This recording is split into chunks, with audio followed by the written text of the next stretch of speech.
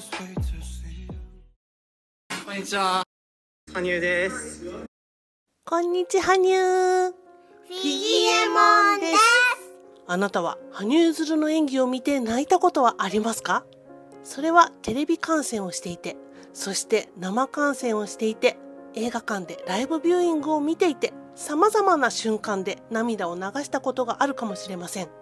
アイスショーやライブビューイング会場ですすり泣きの音が漏れてくるのを実際にフィギエモンは何度も聞いてます。本当にその会場が涙の渦で包まれる、そんな瞬間に何度も出会ってきました。涙がこぼれた瞬間、あなたはその涙のスイッチがどこから入ったか考えたことはありますか？演技を見て理由もわからないまま涙を流す。実はこの現象が世界中で起きているのが羽生結弦の演技なんです。この動画では感情、音、記憶、魂という4つの起源から涙のスイッチが入るメカニズムを紐解きます。私たちは彼を見て涙を流すとき、実は自分の中の何かが静かに動き始めているのです。記憶の共鳴、音との同期、無音の覚醒、そして自己超越の共鳴です。あなたが泣いた瞬間、心のどこが震えていたのか考えたことはありますか？今日はあなたの心の金銭について一緒に探っていきましょう。羽生結弦選手の演技を見たときに涙のスイッチがどこで入ったのか、その起源を科学的に紐解いていきます。なんでこんなテーマの動画を作ろうかなと思ったかというと、フィギエモン自身がダニーボーイ、ホープ&レガシー、すべての人の魂の歌、そしてピアノコレクション、これらのプログラムすべてで涙を流しました。ただ振り返ると、この時涙したのはただ感動したから涙を流したわけではない。涙が流れた瞬間、心の奥に何かのスイッチがあったことだけは感じたのです。そのスイッチがどこで入るのか、今日のフィギエモンの涙の理由を解析しながら、あなたと世界中の人々の涙の理由も一緒に解明していきましょう。はい。動画最後まで見ると、あなたがなぜ羽生結弦の演技で涙を流すのか、その心のスイッチの正体が明かされることになります。そして自分の心の中で何に共鳴して生きていたのかを知ることができます。また動画最後にはエコーズオブライフ広島公演観戦記の続きの映像をご紹介しちゃいますので、ぜひ最後まで楽しんでみてくださいね。 OK。こんな感じでこのチャンネルでは現役プロアスリート羽生結弦選手の話題を毎回ご紹介しています。何をしますか？羽生結弦選手を応援して今よりもっと幸せな毎日を楽しみたいっていう方はぜひチャンネル登録をしておいてくださいね。なんか入っちゃうっていう。チャンネル登録をするとライブ配信の予定、プレミア配信動画のお知らせ、そしてコミュニティの配信を受け取れるようになります。本当に？はい、このコミュニティではリアルタイムの情報を不定期に発信しています。はい。ライブ配信情報など見逃さないためにも今のうちにチャンネル登録をしておいてくださいね。また2021年9月に始まったメンバーシップではより濃度の濃い情報、メンバーにしか明かせない情報をメンバー限定で発信しています。皆さんもその楽しさが伝わってたら嬉しいです。メンバーシップの内容に興味のある方はメンバーになるボタンまたは説明欄のメンバーシップのリンクをクリックすると説明動画と特典が確認できますのでぜひ見てみてくださいね。 OK。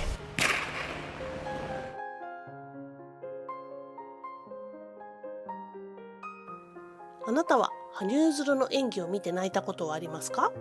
悔しいとか悲しいとか勝負の世界の涙ではなく、あくまでプログラムの演技で泣いたことです。フィギエモンは何回もあります。多くの人は羽生結弦の演技で泣いた時、彼の表現力に感動したからと思っています。でも本当は少し違うんです。人はなぜ涙を流すのでしょうか？悲しいから？嬉しいから？それとも理由のない感動に心が震えたから？実は涙にははっきりとした科学的な構造があるんです。まず心理学と生理学の観点から涙には大きく3種類あります。一つ目は身体的な涙、目の防御反応として流れるもの、風や乾燥、刺激物などに反応して出る涙です。二つ目は感情的な涙、悲しみ、怒り、喜びなど強い感情の高ぶりによって出る涙。そして3つ目が人が芸術を見た時に流す美的な涙。これは心の深部と脳の快楽中枢が同時に反応している状態です。つまり泣いているのに気持ちがいい。この特殊な現象が芸術や羽生結弦の演技で涙が出る理由に直結しています。この時、脳の中では何が起きているのでしょうか。まず、感情を司る扁桃体が刺激されます。そこに音楽や映像の切なさや危うさが入ると、扁桃体が危険でない安全な悲しみとしてそれを受け取り、快楽を感じる回路、報酬系が同時に動きます。その結果、涙が流れながらも心地よい状態、つまり悲しみの美化が生まれます。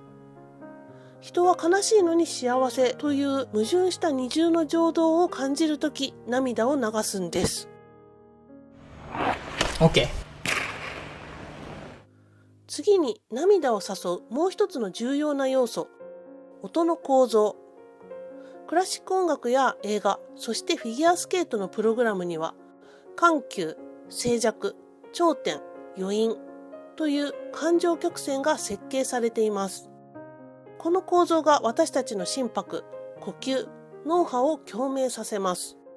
特に静寂と余韻の瞬間に副交感神経が優位になり、体がリラックスしながら涙が出やすくなります。音楽が止まった後の静けさ。羽生結弦が最後に静止したまま祈るように立っている時間。あの間の中で涙が自然と溢れてくるのです。もう一つの要因は共感と投影。人は他者の感情を見たとき、自分の脳の中のミラーニューロンが同じように反応します。つまり、羽生結弦の演技を見て涙が出るのは、彼が感じている感情を脳が自分の感情として体験しているから。これは感情移入、エンパシーと呼ばれる現象です。観客は演者を通して自分の中の忘れていた何かを再体験します。過去の痛み、愛する人への記憶、報われなかった思い。そうした感情が演技という安全な空間の中で再生され、涙として放出される。涙とは心の記憶を浄化する仕組みなんです。さらにもう一段階深い理由があります。それが崇高さ、サプライムという感覚です。人は言葉を超えた美しさ、人知を超えた存在を感じたとき、涙を流します。それは恐怖でも感動でもなく、ただただ圧倒的な一体感に包まれる瞬間です。宗教音楽やバレエ、そして羽生結弦の演技がこれにあたります。この時、脳の報酬系と前頭前野が連動して、自己と他者の境界が薄れる。観客は自分が彼と一緒に滑っているような感覚を覚え、魂レベルで共鳴するんです。なので涙は個を超えた共鳴の証です。なるほど。心理学、神経科学、哲学をまとめると、人が芸術で涙を流す理由は大きく4つの要因に整理できます。1、感情の二重刺激。悲しみと快楽が同時に働く。2、リズムと音の共鳴。心拍、呼吸、脳波が同期する。3、共感と自己投影。他者を通して自分を感じる。4、遂行さとの接触。言葉を超えた大いなるものを体験する。これらすべてが重なったとき、人は理由のない涙を流すのです。そしてそのスイッチは、外の出来事ではなく、あなたの中にある。そう、羽生結弦の中にあるのではなく、あなたの中にあるものが涙となって放出されるのです。涙は心が真実を思い出したときに流れます。羽生結弦の演技はその内側のスイッチをそっと押してくれる存在なんです。次の章では涙のスイッチが入る最初の瞬間、記憶の共鳴を解き明かします。なぜ懐かしさが涙を呼ぶのか、そのメカニズムを科学と心の両面から探っていきましょう。OK。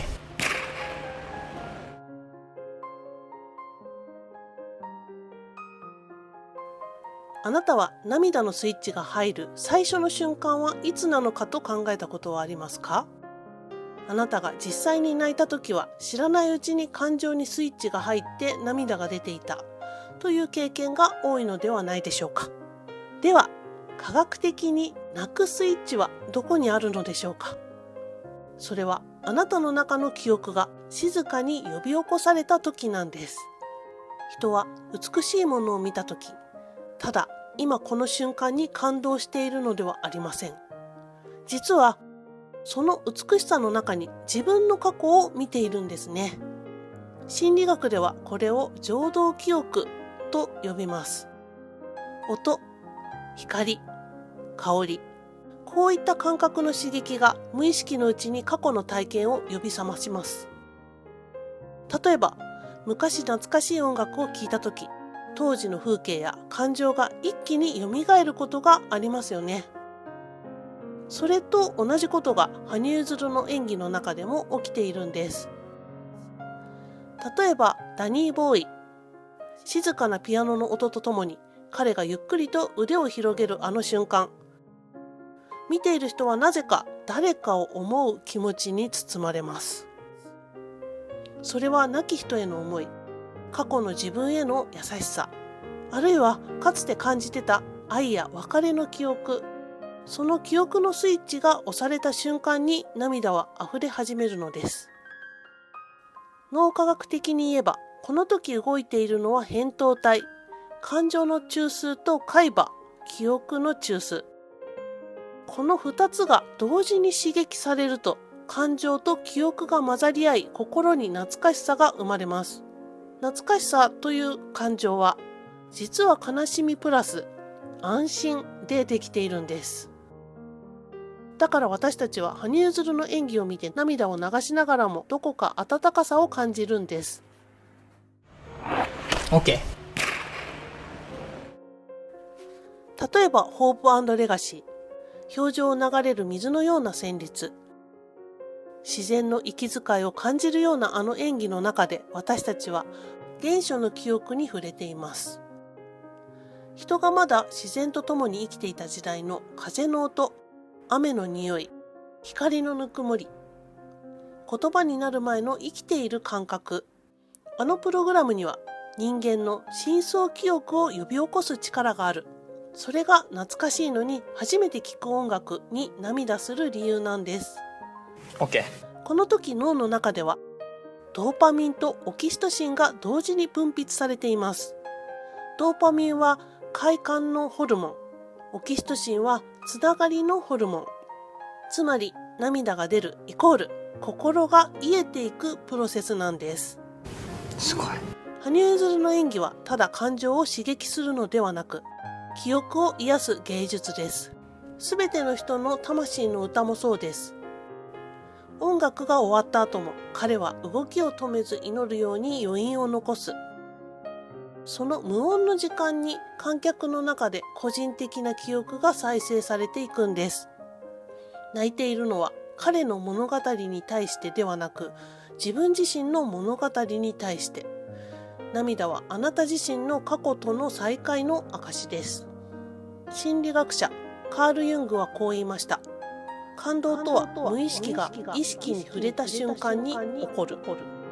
つまり涙とはあなたの中のもう一人のあなたがここにいるよと語りかけているサインなんです。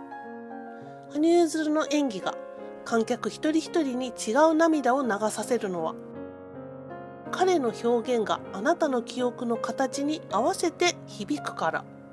科学的にも涙を流した後のストレスホルモンコルチゾールが減少し、脳のリラックス波アルファ波が増えることが分かっています。つまり涙を流すことは脳のデトックス。羽生結弦の演技を見て泣くという行為は、心と脳が浄化されていく自然な反応なんです。涙は心の記憶が呼吸を取り戻す瞬間。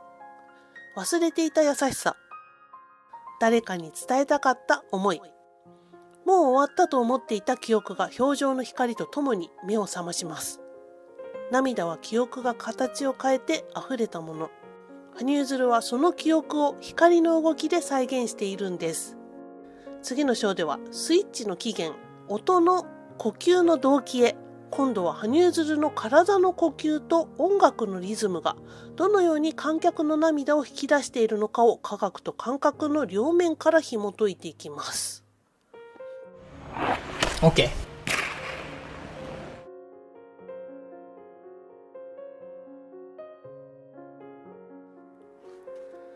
私たちは羽生結弦の演技を見るとき、ただ目で見ているだけではありません。実は彼の呼吸を体の中で一緒に感じているんです。人の心と体の状態は呼吸のリズムに深く結びついています。緊張しているときは呼吸が浅くなり、安心しているときは自然と深くゆっくりとなります。この呼吸の変化は脳の中の自律神経系と密接に関係しています。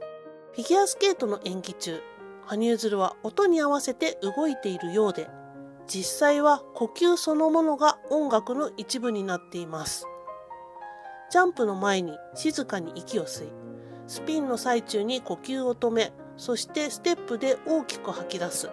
その一連の流れがまるで旋律の一部のように構成されています。私たちは無意識のうちにその呼吸リズムに同調しているんです。科学的に呼吸同調と呼ばれています。人は他者の呼吸やリズムに自然と引き込まれる。例えば隣の人が深く息を吸うと自分もつられて息を合わせてしまう。この現象はミラーニューロンと呼ばれている神経細胞の働きによるものです。羽生結弦の演技ではこの呼吸のミラリングが極限まで起きています。彼が吸うと観客も吸い、彼が吐くと観客の胸もゆっくりと動く。まるで表情と客席の間で一つの呼吸が共有されているようなんです。特に印象的なのはダニー・ボーイ。静寂の中で彼が最初に大きく息を吸う瞬間、その一呼吸が会場全体に生きている空気を運びます。観客の呼吸がそのテンポに同調したとき、副交感神経が優位になり、心拍数が穏やかになり、体が温かくなる。そして涙が自然に流れ始める。人間の体は呼吸が深くなるイコール心が開くようにできています。だから羽生結弦が深く息を吐くとき、見ている人の内側の扉も開く。そこに音楽の静寂と体の流れが重なることで、涙のスイッチが押されるんです。音と呼吸の動機は宗教儀式や瞑想にも見られます。グレゴリオ聖歌、能や舞、いずれも呼吸と音の波を一致させることで意識を拡張し、感情を超える体験を作り出しているのです。羽生結弦の演技もそれと同じ構造を持っています。つまり彼は表情で祈りの呼吸をしているということになります。その呼吸を通して観客の心も変化していく。脳科学的には観客の呼吸リズムと心拍リズムが同期することでオキシトシン、絆ホルモンが分泌されることが分かっています。つまり彼と呼吸が合った瞬間、あなたの脳は信頼、安心、つながりを感じている。この現象を心理学では共呼吸と呼びます。共呼吸は母親が赤ちゃんを抱くときや恋人が同じリズムで眠るときも起こるもの。それと同じ安心と一体感が羽生結弦の演技中に会場全体に生まれています。だから観客は彼の息遣い一つで心が震え、涙があふれる。羽生結弦が氷の上で呼吸の芸術を体現しているとき、観客の体内では生命の共鳴が起きている。涙はその共鳴の証なんです。音と呼吸が完全に重なり合ったとき、人は個を超えて一体になります。その瞬間、観客はもう見ている存在ではなく、彼と共に生きている存在になります。涙とは呼吸を通して魂がつながった瞬間の反応。羽生結弦はその呼吸の波で人の心を動かし、見えないところで魂の振動を起こしているんです。次の章では、なぜ人は音が消えた後にもっと深く泣くのか、羽生結弦の無音の数秒に隠された秘密を探っていきます。OK。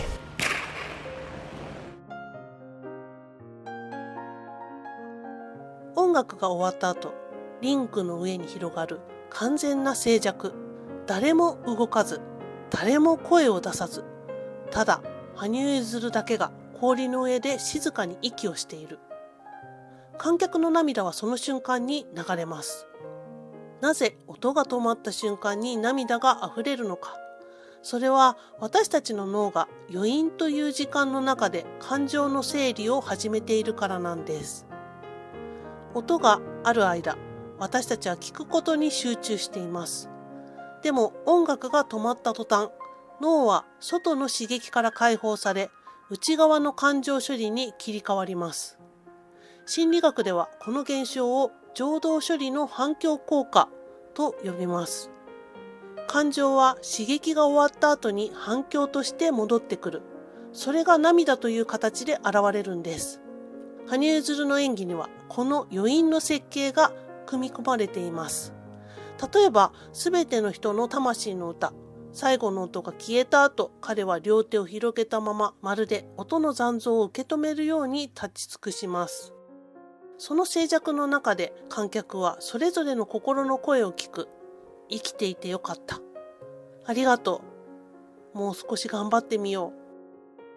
それぞれの言葉が静けさの中で浮かび上がってくるんです。脳科学的に見ると、音が止まった瞬間に脳波はアルファ波からシータ波へと変化します。これは瞑想や祈りの時と同じ半覚醒状態。思考が静まり、感情が潜在意識の領域に届きます。涙はこの無意識が動いた瞬間に流れるんです。音楽家の間では、美しい演奏ほど最後の音の後が長いと言われます。羽生結弦の演技にもまさにその後がある。音が終わっても物語は終わらない。観客の中で感情が光がまだ生きているんです。これは単なる余韻ではありません。共鳴の続きです。第3章で話したように、観客の呼吸と羽生結弦の呼吸は演技中に同期しています。そして音が止まった瞬間、彼の呼吸が静止する。すると観客の呼吸も止まる。全員が同じ無音の呼吸を共有する数秒間。この共有された沈黙の中で涙がこぼれます。この状態を心理学ではトランスサイレントと呼びます。強い感情が言葉も思考も超えて、ただ体で感じられる状態。宗教体験、祈り、そして芸術の頂点でのみ起こる現象です。羽生結弦が最後に見せる静止には単なるポーズではない意味があります。それは観客の心に物語を返す儀式です。音が止まり、彼が動きを止めた瞬間、見ていた人の中で自分自身の物語が動き出す。だから観客は泣く。彼の演技に感動しているのではなく、その静けさの中で自分の心と再会している。涙は自分の取り戻した瞬間に流れるんです。宗教学者ルドルフ・オットーはこの体験をヌミノースと呼びました。これは神聖なものに触れた時の言葉にならない感情の震え。まさに羽生結弦の静寂はそのヌミノースが宿っています。沈黙の中で流れる涙こそ最も深い祈りである。その瞬間、観客と彼の間には言葉も音もないのに確かな対話が生まれている。そして対話の後に拍手が始まる。まるで命の再起動のように、観客は涙とともに自分の中の生きるリズムを取り戻しているんです。OK。涙とは感情の結果ではありません。それは魂が揺れた瞬間に現れる共鳴の証なんです。私たちが羽生結弦の演技で涙を流すとき、それは彼が感動させているからではなく、彼を通して自分自身を思い出しているからなんです。これまで見てきたように、涙のスイッチは3つの層がありました。1、記憶の共鳴。忘れていた感情や思いが演技の中で再生される。2、呼吸の動機。彼と観客のリズムが一致し、安心と一体感が生まれる。3、静寂の余韻。音が止まった時、心が真実と再びつながる。この3つが重なる瞬間、人の内側で個の境界が解けるんです。心理学ではこの状態を自己超越と呼びます。それは自分という存在が広がり、他者、自然、宇宙と一体化する感覚。つまり涙とは分離が解けて一つになる瞬間に流れます。羽生結弦の演技にはこの自己超越の構造があります。例えばホープ&レガシー。彼が表情で自然と融合し、風のように舞う姿を見ていると、観客は彼が自然そのものだと感じる。それは彼を見ているのではなく、生命そのものを感じているという体験なんです。脳科学的にはこの時、前頭前野の活動が一時的に静まり、時間感覚が薄れていきます。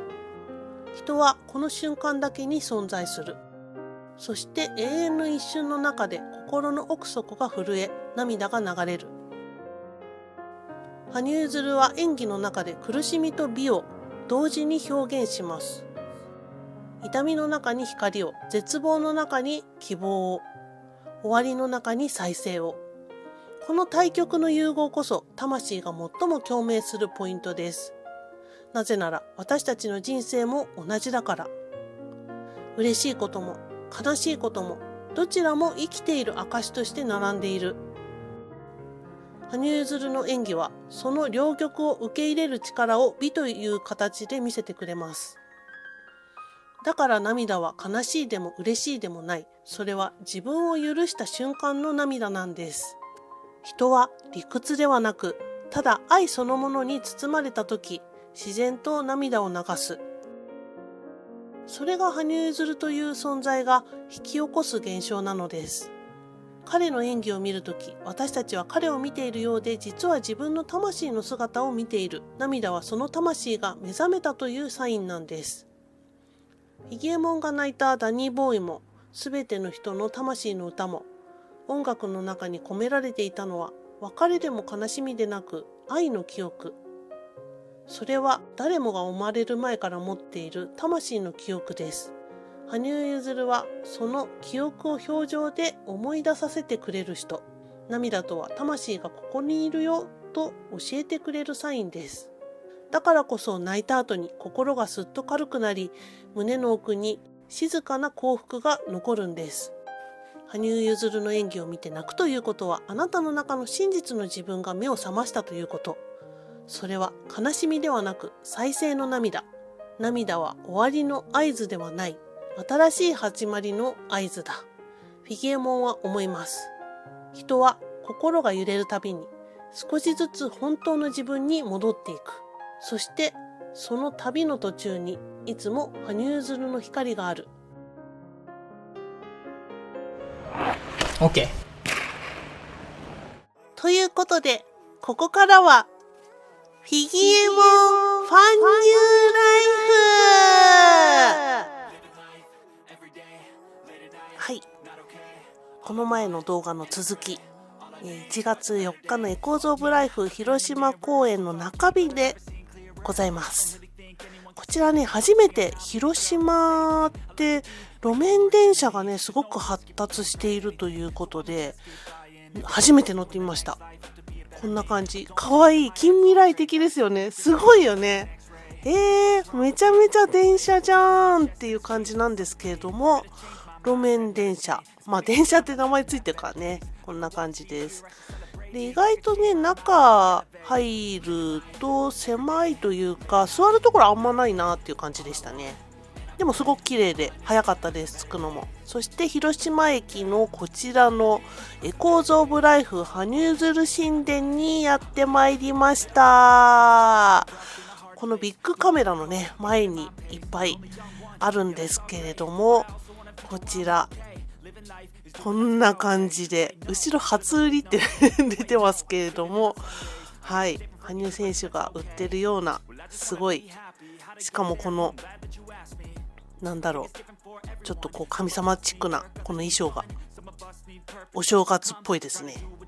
はい、そしてこちらの写真も素晴らしいですね。なんか久しぶりにこの神殿を見たというか、そしてはい大きいからね素敵です。そしてね、東京駅とかと違って人が割とまばらというか、すごく広いところに設置されているので撮影もしやすかったし、見るのもこうゆったり見ることができましたね。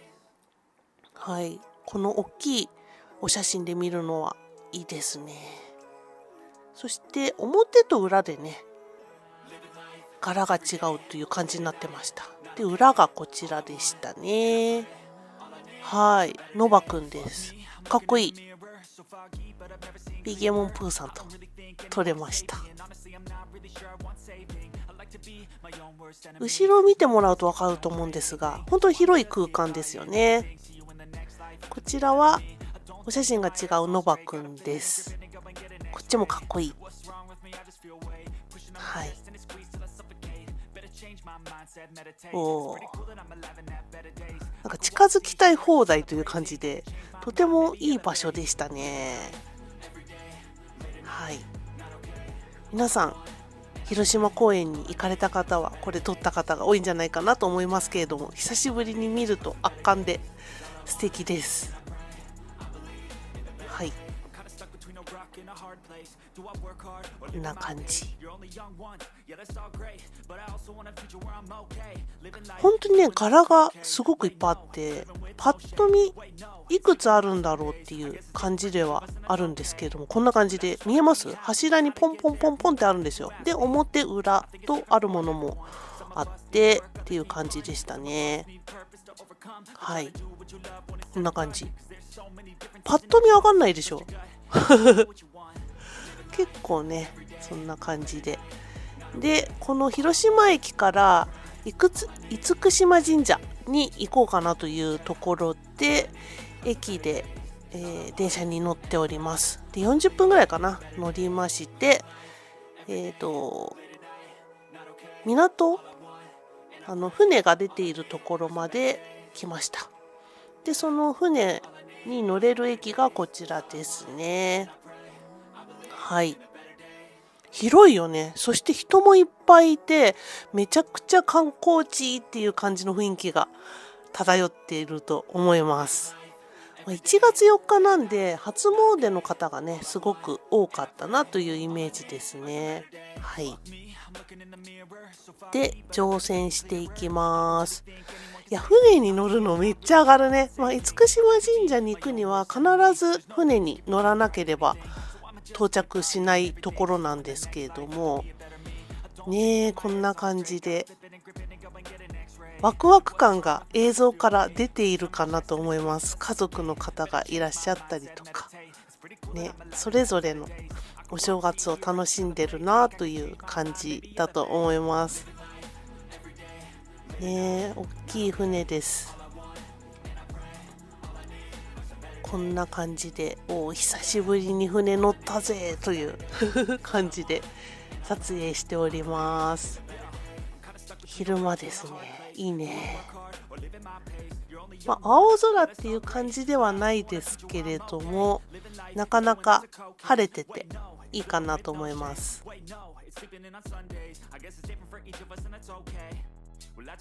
海もね穏やかですよね。そして割とすぐですね、こちら鳥居が見えてきました。着いたという感じで、こっちから見るとこんな感じなんだね。いろんな方向から見るとまた違う景色になるかなって思います。はい、海いいね。ちょっとこのチャンネルで初めて海の風景をお見せしたんじゃないかなと思います。陸のことが多いですからね。はい。そして到着しました。降りるとこんな感じで、なんか観光地チックな感じで広がってますね。で、思ったより島なんですけど広いんだね。こんな感じでこう降りたからってすぐに鳥居があるわけでもなく、散策がいろいろできるような広さの島なのかなっていう感じです。こんな感じで鹿もねいたりしてね、鹿と思って角が切られてますけれども、普通にこうのんびりいましたね。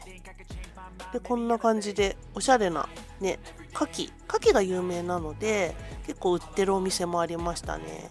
あとは外国人の方がとても多いので、こういうインバウンド系のお土産もたくさんあったりして、で昔ながらのこういうお土産もあったりして、面白いなと思って見てましたね。ところどころこう令和のお土産になっているけど、こういう昔ながらのもあったりして、久しぶりに見たひょうたん。そしてこちらかわいいカキ鹿カキ面白いですね。こちら猫ですねやっぱりね、関東から離れると結構違うものが売ってるなっていうイメージでしたね。そしてこんな感じで、ほんとザ観光地的な、ちょっと鎌倉を思い出させるようなお店がこう並んでいるようなところですね。生牡蠣がね美味しそうだよな。そうで、お店もねすごく繁盛しているところばっかりで、結構人も多かったし、お店に入るのはちょっと並ぶかなっていう感じでしたね。だけどこの美味しそう感がめちゃめちゃ漂ってますよね。牡蠣いいな。はい。で厳島神社まで歩いていくんですけれども、まあ距離がありますね。何分ぐらいかな、20分ぐらい歩くのかなっていう感じです。でもこの歩いている中でいろんなお店があって、もう飽きることが全くなかったですね。で気候もねご覧の通りとてもいい感じで、そんなに寒くもなくですね、良かったですね。で歩いていくと右側のところに赤い鳥居が見えると思うんですが、こんな感じで見えて、ちょっと近づいてきたぞという感じのところが見えるかなと思います。はい、横からですね。こうなってるんだと思って、地形がとても美しいですよね。どこからでもこう見ることができる赤い鳥居ということで、まだちょっと距離はありますので歩いていきます。でお正月なのでね、露店というか出店がすごくいっぱい出てましたね。いつもはないのかもしれないんですが、とても楽しかったですね。はい、こうやってちょっと行列チックな感じで神社目指して歩いているかなっていう感じですね。はい、ちょっと近づいてきました。ちょい斜めですねはい、ちょくちょくこちら見ることができて楽しかったです。そしてちょっと並んで中に入ることができました。はい。すごい作りですね、これ。ワオです。神秘的な作りかなと思いますね。いろんな神社ひげもんも行ったことありますけれども、こんな作りになっているところは初めてですね。海が横こうなんか池のようになってっていうね。そして、神社出て、プライベートビーチみたいなビーチというかビーチかで、ここから見るのが一番素敵なのかなっていうところで撮っております。これが正面に近いのかなって感じですね。後ろも山になってて美しい。わー、ねえ、来たかったんですよ、ここ。でもね、船に乗らなきゃいけないし、結構行くのは大変というか、時間かかりますよね、どっかから来るにしても。でも中日があったことでこうして厳島神社に来ることができたかなと思って、でメンバーの方たちと来て、いやこんなね旅行に行けるなんてめちゃめちゃ羽生活素敵と思いながら楽しかったですね。こちら広島公演当たってよかった。はい。五重の塔もあったりして360度美しいんですよ、こちらね。こんな感じになってて、鳥居だけじゃなくていろんなところが美しかったですね。そして波もね穏やかで素敵ですね。そしてノバくんとちょっと撮ろうと思って、これ縦型で撮ってるから微妙なんですけれどもはい、こんな感じでノバくんも連れてきてくれました。そしてこの羽というのれんの水葉さんかな、こちらのお店に入っていこうかなと思います。ここいいんじゃないと思って並んでたら、なんと羽がついてたっていうね、素敵な偶然が起こりました。はい、ビールついてきます。そしてみんなで乾杯わーい、やっと座れたっていう感じでしたねお店ほんと混んでてね、いろいろ。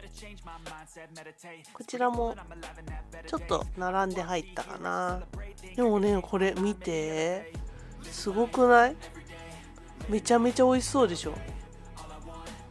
はい、こんなカゴに入ったお食事をいただきました。でご飯食べて出たらちょっと夕方になってて、こんな感じでね、こう渡っている人がいっぱいいましたね。おお、こうやるのかと思って、はい、ちょっと見れたのは嬉しかったですね。これ時間経たないと、この時間じゃないとこうならないということで、なんですけれども、ちょっと時間もね遅くなってしまったので、船で戻ろうかなって思います。これ行きの船より大きいかもしれないですね。やっぱり観光客がとても多いので、頻繁に船がやってきて助かりますね。はい。七浦へという船なのですかね。もみじマークがついてるかわいい。はい。3階建てですね。